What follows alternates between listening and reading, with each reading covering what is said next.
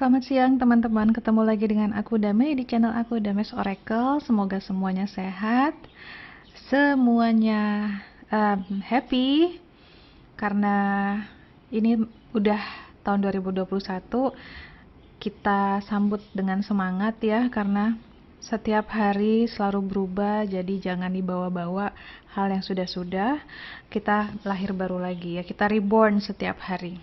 So, hari ini aku mau bawain pick a card permintaannya Mbak Zahra, salah satu teman subscriber channelnya Dames Oracle. Dia waktu itu sempat bilang, Mbak Dame, pick a card apa solusi untuk masalahmu? Oke. Ya, jadi teman-teman boleh request mau pick a card apa. Kalau menurut aku nantinya itu bisa bermanfaat untuk banyak orang, aku akan bawain di video. Kalau uh, misalnya mau pick a card tentang apapun itu, yang penting aku akan lihat kalau emang ini bisa membantu beberapa teman yang lain, why not aku akan bikinin ya. Dan di sini aku udah ada kartu affirmator. Sebenarnya dia bukan kartu oracle, ini adalah kartu afirmasi dan bentuknya bentar, ini soalnya tangan sebelahnya megang HP, ngapain coba gue megang HP terus. Wait ya, sekalian unboxing. Aku kalau beli kartu, kayaknya aku pernah bilang ya, aku kalau beli kartu jarang banget beli di sini. Bukannya apa-apa, soalnya kalau sudah beli di Indonesia biasanya udah kena tax, kena pajak, dan kena ongkos kirim yang mahal, jadi kartunya mahal. Dan kartu ini aku beli di Singapura. Websitenya ada, namanya bookdepository.com. Aku juga pernah taruh linknya. Dia free ongkir ke seluruh negara. Dia itu juga, tapi ya gitu, kamu harus punya kartu kredit untuk beli di sana atau PayPal, karena ya cuman begitu aja transaksinya dia bisanya. Cuman kartu ini jadi murah banget. Ini tuh aku beli kalau nggak salah nggak nyampe 200.000 malah.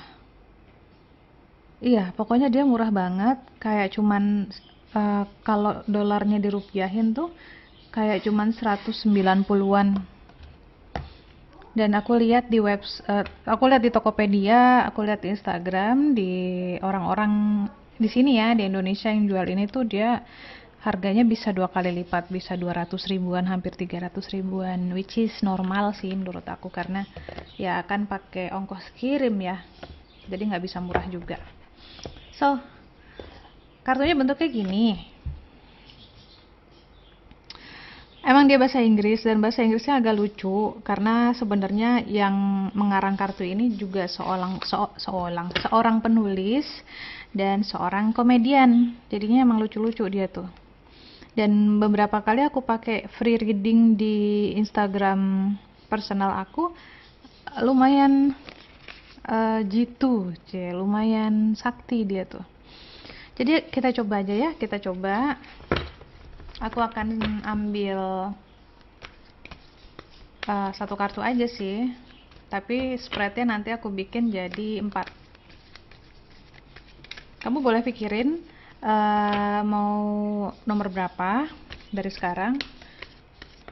Tapi lucunya kartu ini tuh uniknya adalah kalau aku niatin mau ngambil satu, kadang-kadang dia power bisa 2, 3, 4 gitu semau-maunya, dan masih bener ya. Kita lihat saja keajaiban sang kartu.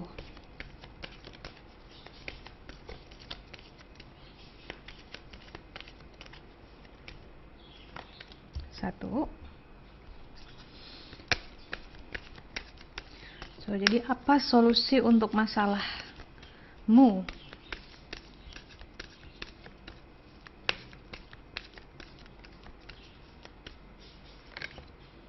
Dua.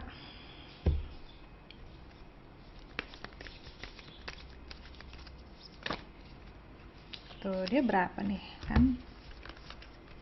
Dia 4 loh ini. 3.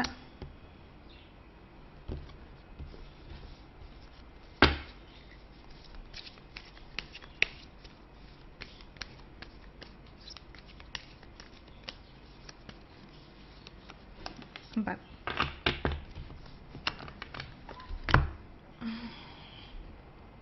Satunya dari sini ya. 1, 2, 3, 4.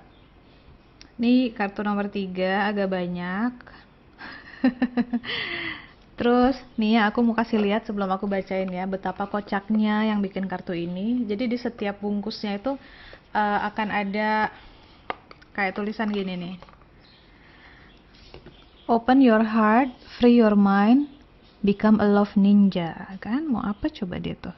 Open your heart, free your mind, become a love ninja. Terus di sini dia bilang interpersonal wisdom that will last a lifetime-nya dicoret, that will last a day. Jadi dia bilang ini adalah kebijaksanaan interpersonal yang akan bertahan seumur hidupnya, tuh dicoret. Bertahannya cuma 1 hari. Ya, gitulah dia. Mungkin aku juga suatu hari nanti bikin kartu sendiri, modelnya bakal kayak gini. Nggak serius-serius gimana-gimana, tapi yang fun aja. Oke, nomor 1. Apa sih solusi buat masalah kamu? Cleansing. Ya, aku baca dulu nih, dia nih bilang cleansing. Jadi kalau misalnya kita udah terlalu banyak pikiran gitu ya, terbebani dengan banyak pikiran, coba deh pertimbangkan untuk membersihkan rumah. Ya, rumah di sini bisa rumah secara fisik, bisa rumah secara mental, atau bisa rumah yang beneran bentuknya rumah.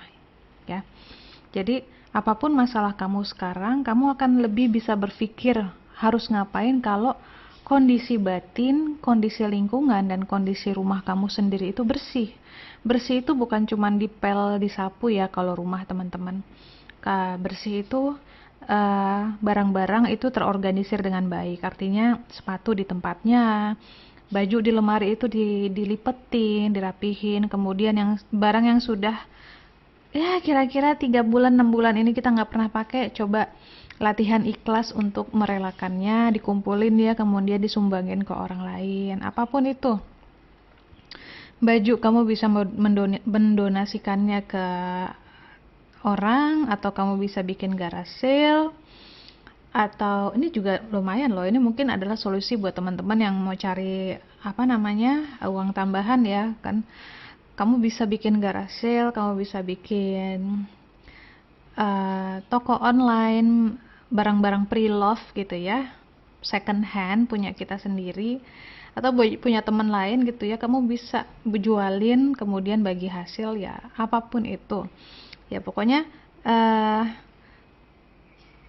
apapun yang sudah tidak terpakai, dan belajar untuk tidak sayang membuangnya. Karena kalau kita membuang sesuatu ya, atau kita melepaskan sesuatu, nggak cuman benda, tapi juga idealisme, kemudian cita-cita yang selama ini kita genggam erat gitu, atau keinginan yang kita genggam dengan erat sampai nggak ada ruang untuk keajaiban terjadi, karena diri kita dipenuhi dengan keinginan-keinginan yang sesungguhnya belum tentu baik buat kita. Jadi inilah gunanya cleansing ya, membersihkan batin. Salah satu caranya adalah berpuasa. Puasa tidak perlu misalnya full kayak orang lagi puasa Ramadan. Kamu bisa puasa misalnya tidak makan daging, atau misalnya kamu berpantang sesuatu yang kamu memang tahu kamu suka banget. Misalnya kamu bisa puasa makan makanan manis, atau buat yang kecanduan gadget bisa berpuasa gadget. Jadi cleansing itu banyak banget teman-teman bentuknya, dan kalau bisa dilakukan semuanya dalam waktu berkala ya, artinya nggak cuma sekali-sekali doang, tapi kamu rutinin gitu. Misalnya setiap 6 bulan sekali kamu detox ya, itu bagus banget, bener-bener bisa bikin clear cara berpikir, dan akhirnya kelihatan sebenarnya akar masalahnya apa, sebenarnya prioritas hidup gue tuh apa. Nah ini juga dia bilang membersihkan emotional space. Jadi kayak misalnya kita rumit nih ya, terlalu dibebani suatu perasaan, terlalu banyak perasaan yang kita pendam sendiri.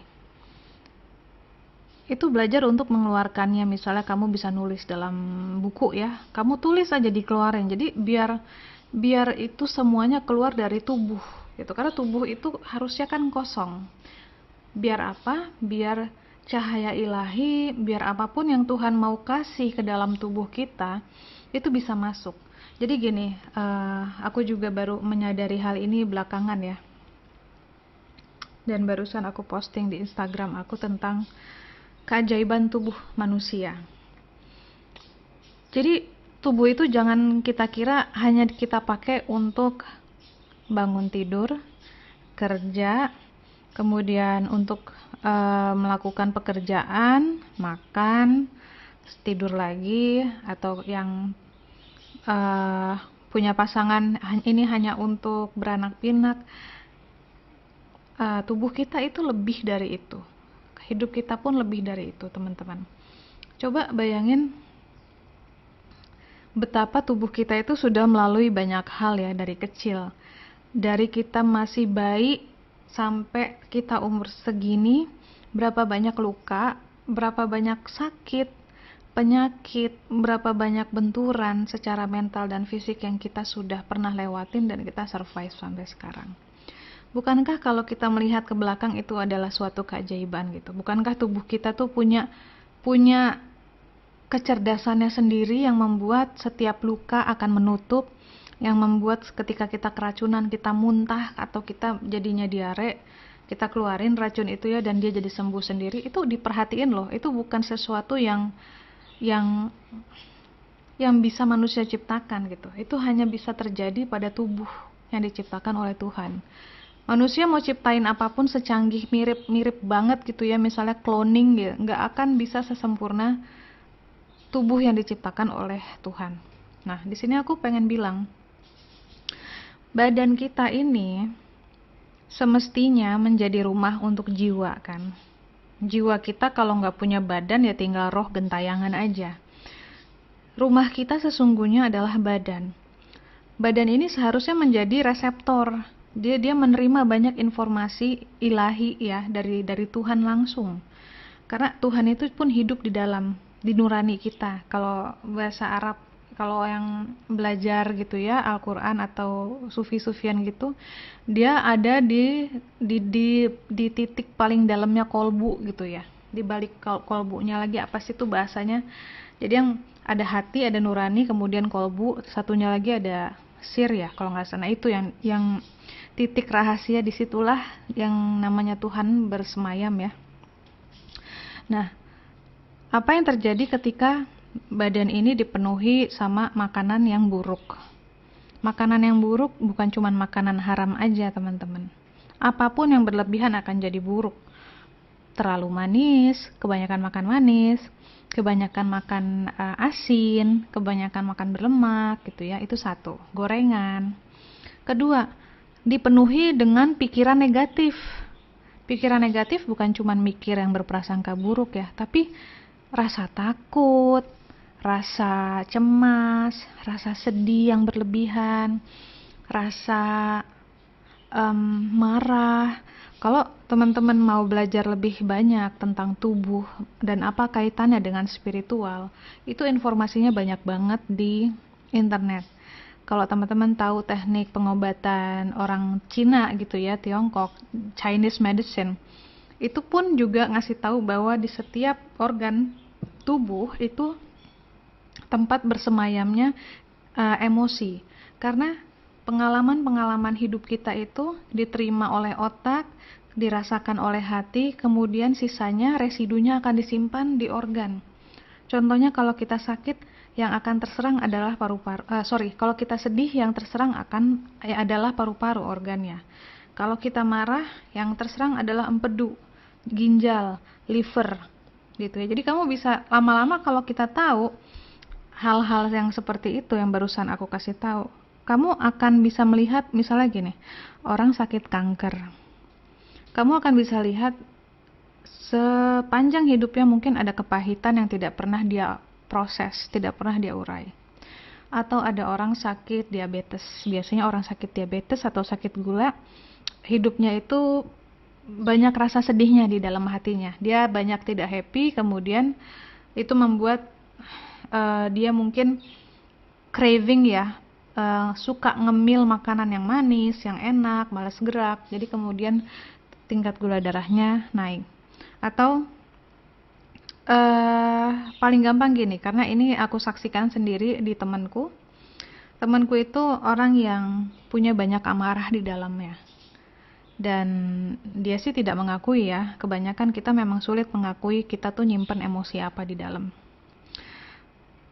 Apalagi dia orang yang sangat logis gitu, dia tuh kayaknya dia nggak tahu tentang hal-hal yang kayak gini. Dia nggak tahu bahwa mind, body, and soul itu nggak bisa dipisahin. Apa yang kamu pikirin, badan kamu akan kena, dan soul kamu pun juga akan kena. Apa yang badan kamu lakukan, soul kamu dan mind kamu akan terpengaruh. Jadi itu interconnected, semua terhubung.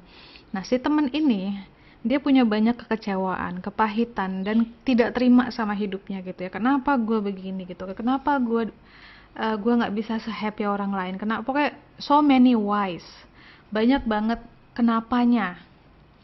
Dan ketika kita sudah terlalu banyak tanya kenapa, why God, why, itu artinya kita nggak bisa terima.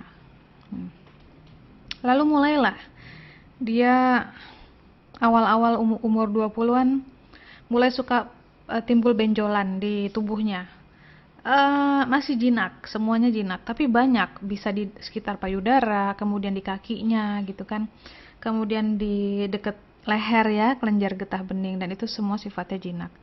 Tapi dari situ aja sebenarnya tubuhnya sudah kasih dia warning bahwa hey, mungkin cara hidup dan cara lo berpikir dan cara lo melihat kehidupan itu merugikan lo sendiri.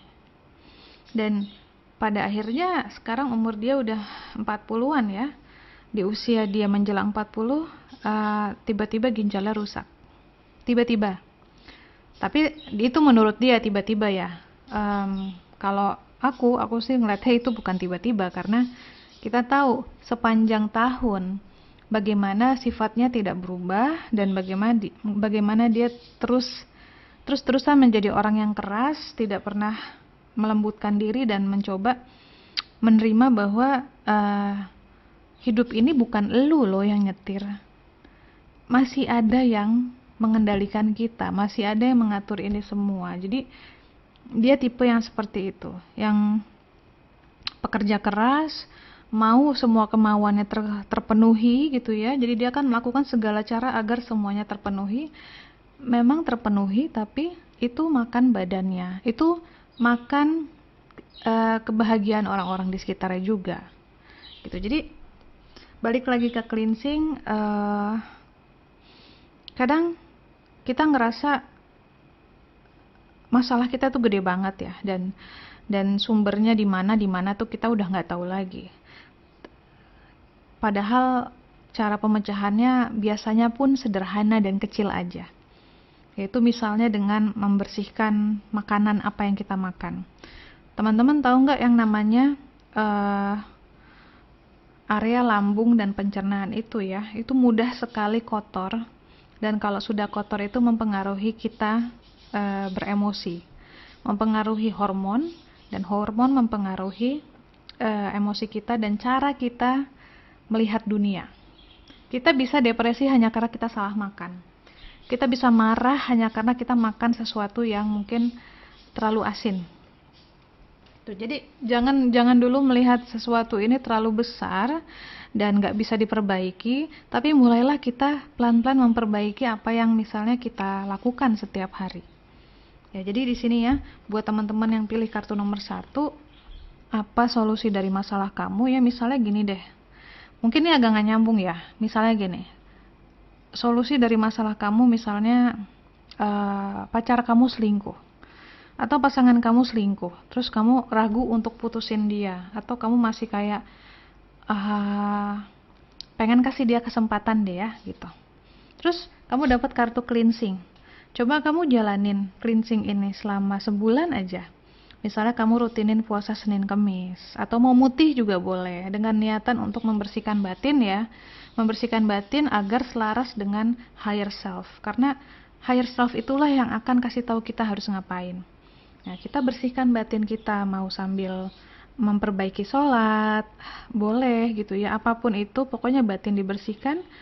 Atau kalau kamu nggak kuat puasa, jalanin yang aku bilang tadi, jalanin suatu pantangan. Misalnya kamu paling demen kopi, atau paling demen ngerokok, atau paling demen makan gorengan, itu diberhentiin dulu selama sebulan, tapi niatnya tetap seperti itu, membersihkan tubuh. Jangan lupa, niat itu adalah segalanya. Kamu cleansing untuk membersihkan tubuh, membersihkan batin, agar kamu selaras dengan higher self kamu ya. Nanti dari situ kamu akan lihat, mungkin solusinya adalah pada akhirnya kamu sadar yang penting dalam hidup kamu itu apa. Apakah relationship ini, ataukah kebahagiaan kamu yang lain gitu ya. Kadang-kadang gitu loh magicnya ya, ajaibnya kita ketika kita memperbaiki diri. Masalah-masalah yang tadinya kita pikir nggak ada jalan keluarnya, ternyata kita bisa ngelihat dengan clear. Oh, kok hari ini apa ya, kemarin-kemarin kayaknya gue masih bucin banget gitu sama orang ini, tapi sekarang feelingnya jadi bukan biasa ya, tapi kayak gue udah makin tahu nih apa yang harus gue perjuangkan dalam hidup gue. Kayaknya gue nggak perlu memperjuangkan hal yang 5 tahun ke depan belum tentu bikin gue happy. Tuh, bisa kayak gitu ya. Jadi aku tahu mungkin secara nggak langsung, secara langsung ini nggak nyambung, tapi jangan apa ya, jangan menutup hati, cobain aja. Toh saran-saran di sini kan aku nggak pernah nyaranin teman-teman untuk melakukan hal-hal yang buruk ya. Jadi coba lakuin, siapa tahu itu bisa membantu. Setidaknya membantu kita untuk bisa menetapkan suatu tindakan, membulatkan tekad, lalu memberanikan diri untuk take action. So, cleansing ya, bersihkan diri, bersihkan batin yang penting, bersihkan pikiran, bersihkan lingkungan kita, tempat kita tinggal. Jangan cuma disapu dipel, tapi benar-benar barang-barang yang udah nggak kita pakai, coba belajar ikhlasin untuk tidak ada lagi di hidup kita. Itu dia nomor 1. Yang nomor 2, kamu dapat grace. Gambarnya lucu nih, ada gambar pupnya ada gambar doggy. Di sini tentang menghadapi konflik dengan grace ya, dengan grace. Terus grace itu artinya dengan, kalau bahasa Inggrisnya mungkin dengan anggun, tapi dengan bijaksana juga.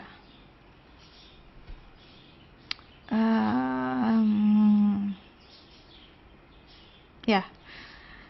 Jadi buat kamu yang pilih nomor 2, di sini diingatkan untuk tetap berkepala dingin. Mau gimana pun situasi saat ini, kayaknya banyak yang nge-trigger kamu ya. Kayaknya banyak orang atau banyak situasi yang bikin kamu gampang banget meledak, bikin kamu gampang banget marah. Makanya diingetin untuk stay cool. Biarin aja orang mau ngomong apa, kamu cool aja dulu gitu. Jangan langsung reaktif. Jangan langsung ngejawab balik kalau misalnya ada yang ngomong. Kamu take your time, ambil waktu untuk pikirin tentang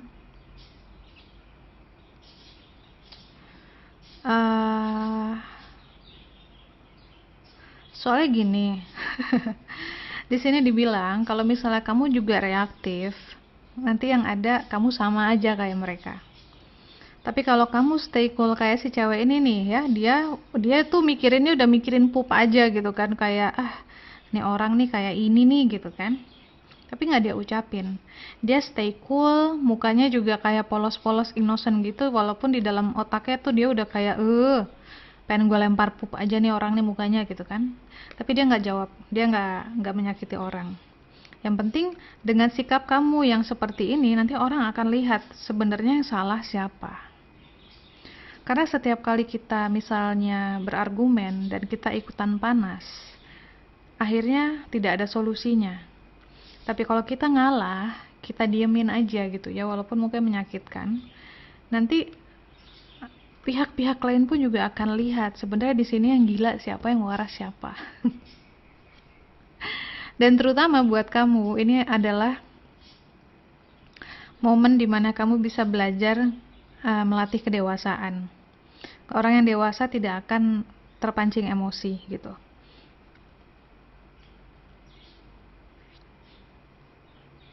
Ya, dan aku ngeliat emang sengaja kartu ini datang karena kayaknya emang sekarang tuh di awal tahun ya, mungkin sampai 3 bulan ini emang cobaan kamu itu adalah diombang-ambingkan sama omongan orang, sama prasangka orang, mungkin kena fitnah juga gitu ya. Kamu nggak perlu capek-capek ngejelasin siapa yang benar, kamu nggak perlu membela diri kamu yang sampai gimana banget kalau di sini.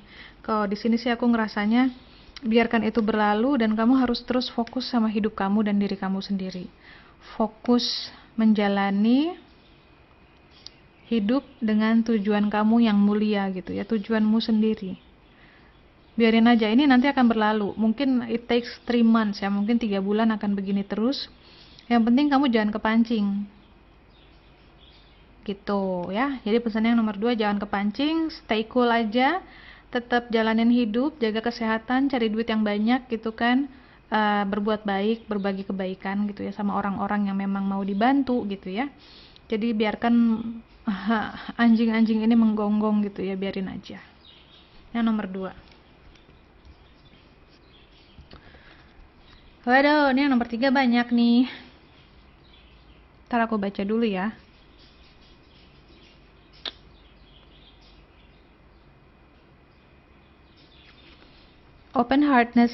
Open-heartedness, membuka diri, membuka hati, membiarkan chapter yang lama tertutup ya. Jadi kita tidak melihat masa lalu lagi, jangan nengok-nengok ke belakang karena di belakang gak ada apa-apa. Kita hidup di saat ini. Yang kedua, thoughtfulness, berbuatlah banyak kebaikan. Jangan malu, jangan ragu menolong orang. Jangan mikirin nanti orang ngomong apa ya kalau gue tolongin dia begini begitu. Jangan kayak gitu. Jangan ragu memuji kebaikan orang lain. Ya, pujilah orang lain. Kita tahu ya, kalau kita udah bekerja keras atas segala sesuatu tapi nggak dihargai, nggak dipuji, rasanya kayak apa? Nggak enak banget kan? Nah makanya di sini be generous gitu. Bersedekahnya itu bisa dengan cara yang banyak, nggak cuma lewat uang, tapi bisa lewat pujian.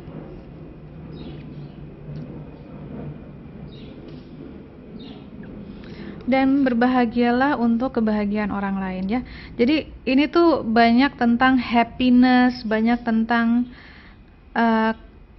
social celebration ya, social connection gitu. Aku ngelihatnya ya, ada banyak orang di sini di dalam kartu ini tuh ada banyak orang lain selain kamu. Beda dengan 2 kartu yang tadi. Ini fokusnya yang mereka itu fokusnya ke diri mereka, tapi untuk yang pilih kartu nomor 3 fokusnya tentang orang lain. Nah, jadi bisa disimpulkan kunci untuk mengatasi masalah adalah, pertama, jangan mengungkit-ungkit apa yang sudah terjadi. Jangan mengungkit, jangan dikenang-kenang, jangan direnung-renung. Yang sudah biarlah sudah ya. Dan sisanya nikmati orang-orang yang ada di sekitar kamu sekarang. Jadi misalnya kamu punya masalah dengan mereka, ya sudah, masalahnya mungkin udah kelar, atau kamu nggak perlu lagi melihat ke belakang. Orang selalu berhak untuk punya kesempatan kedua. Gitu. Jadi aku ngerasa gini, aku nggak ngerti kenapa, tapi kamu tuh sebenarnya dikelilingi sama orang-orang dan lingkungan-lingkungan yang mungkin biasa-biasa gitu ya, tidak toksik, tidak bikin kamu depresi. Sebenarnya mereka adalah orang-orang yang happy ya, sewajarnya gitu. Dan tapi entah kenapa mungkin ada suatu kejadian di masa lalu yang bikin kamu tuh nggak bisa menghargai hidupmu yang sekarang. Kamu kayaknya nggak bisa melihat betapa kamu dikelilingi sama orang-orang yang sayang sama kamu, betapa kamu dikelilingi sama orang-orang yang pengen kamu juga uplifted gitu, pengen kamu juga bahagia gitu kan, tapi kamu stuck di masa lalu, kamu belum move onnya cuman kayak ulet ini, move onnya cuman sebagian badan nih, sebagiannya lagi masih di sini gitu ya. Jadinya uh,